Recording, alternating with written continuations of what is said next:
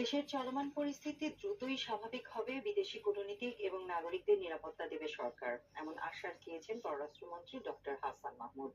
রাজধানীর রাষ্ট্রীয় অতিথি ভবন যমুনায় বিকেলে উপস্থিত হন যুক্তরাষ্ট্র, চীন, ভারত, রাশিয়া, জাতিসংঘের সংস্থাসমূহ, ঢাকায় নিযুক্ত প্রায় সব দেশের রাষ্ট্রদূত। সেখানে বর্তমান পরিস্থিতি সম্পর্কে তাদের অবগত করেন হাসান মাহমুদ। কয়েকদিন ইন্টারনেট সেবা বন্ধ থাকায় পররাষ্ট্রমন্ত্রী দুঃখ প্রকাশ করে জানান, সরকার এই সেবা পুনরায় চালু করতে সব রকম চেষ্টা চালাচ্ছে। শিক্ষার্থীদের কোটা আন্দোলনকে পুঁজি করে বিএনপি জামাত দেশকে অস্থিতিশীল করেছেন এমন অভিযোগ করে তিনি কূটনীতিকদের জানান, পরিস্থিতি শান্ত করতে আইন শৃঙ্খলা বাহিনী সর্বোচ্চ চেষ্টা করে যাচ্ছে।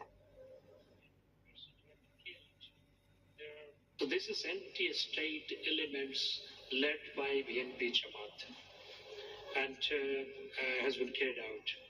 So we should provide you, if you want, we can bring you to the sites where the damage or vandalism and person attack has been carried out.